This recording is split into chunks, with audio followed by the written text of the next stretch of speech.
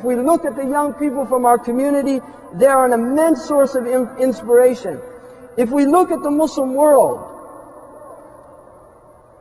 Friedrich Nietzsche, the German philosopher, said in the late 19th century that Europe holds the Muslim world in contempt, but it is a world that in its golden age made even our 19th century look very late indeed. He recognized a certain quality in Muslims. He said that they are a chivalrous people that do not have a slave mentality. They do not have resentment. The disease of resentment is a deep-seated disease that the Arabs call al-hiqd. And it's something, when it possesses the heart, it can lead to the most heinous actions. Because people that are filled with resentment, when they find the object or their perceived object of suffering, they will often do what they can to attack and lash out at that perceived object. I can honestly say that my experience in the Muslim world, at looking at the Muslim world that I look at is the Muslim world of the millet system of Turkey, of Ottoman Turkey, when Christians and Jews and Muslims lived with dignity and respect. When Jews living in Ottoman Turkey actually invited the Jews of Europe, saying, come and flourish in the lands of Islam. When we look at what those who went before us left behind, we have to bow our heads in humility at their architecture, at their art, the fact that their domestic utensils are now sold to the highest bidders in some of the most expensive auctions in the Western Hemisphere. The very bowls that Muslims ate from are now seen as extraordinary works of art. This is only the inward state, because the outward is only an expression of the inward. If the inward is beautiful, then beauty must manifest. وَكُلُّ وِعَاءٍ بِمَا فِيهِ يَنْضَحُ. Every vessel from what it contains. In the Muslim community in this country, we have very serious questions that we have to ask. One of the questions that we have to ask is, why is it that so many Muslims have learned the worst of the Western civilization and failed to learn the best? Why is it that Arab television now competes with MTV? That now naked Arab women dance on television broadcasted from the capitals of the Muslim countries today, that compete with the worst and most degraded aspects of this culture? Why is it that in a film that was done on 9/11, that was done by 11 directors from all around the world, the only director that had a gratuitous sexual situation in the 11-minute vignette was an Arab coming from the Arab world? Why is it that we've learned the worst of this culture? We have not learned how to stand in lines. We have not learned how to prefer other people when we get on the buses.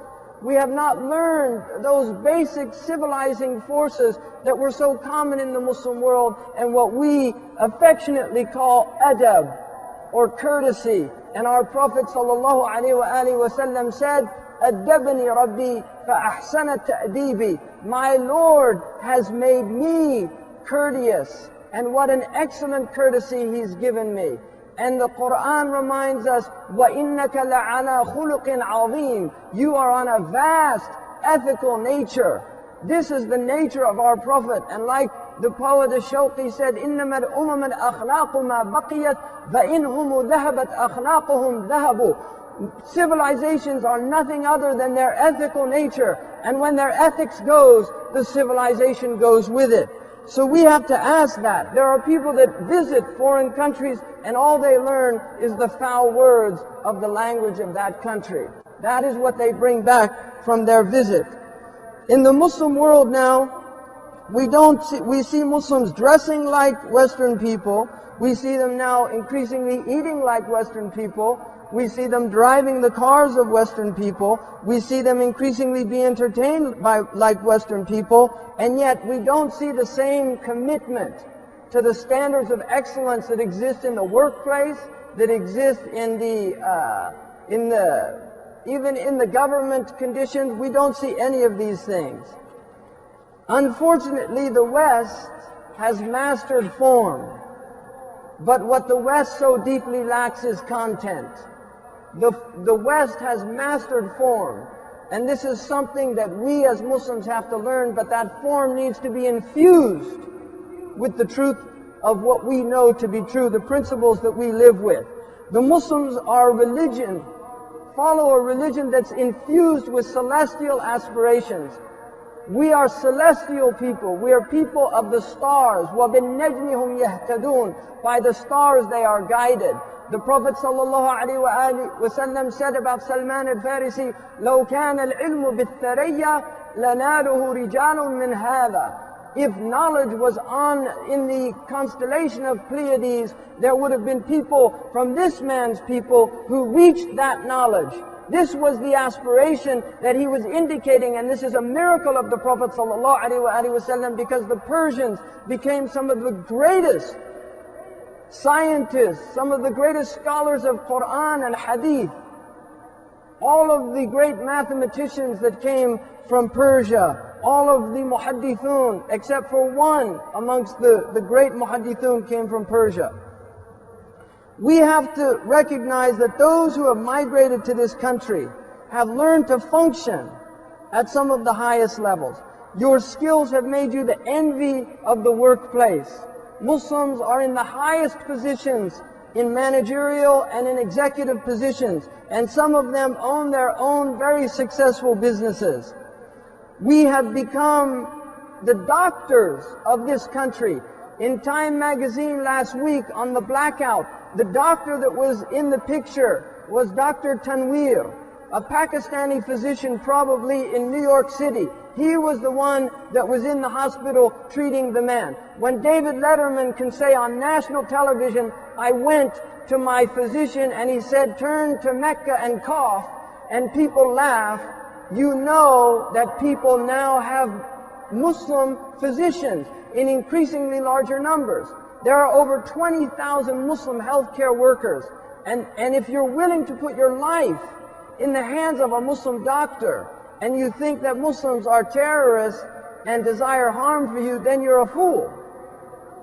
It's as simple as that. But the people actually know that some of the most excellent doctors in this country are doctors from Pakistan and from and India and the Arab countries, Persia, some of the finest physicians. Really, this is something that we should be very proud of, but we should also ask ourselves an important question. How is it that a religion that has less than 2 million followers, and that is the sect of the Seventh-day Adventists, who are a Christian group, how is it that they have 3 teaching hospitals? And we as Muslims in this society have yet to produce 1 major Muslim hospital. Why is that? And I challenge the physicians in this room. I challenge you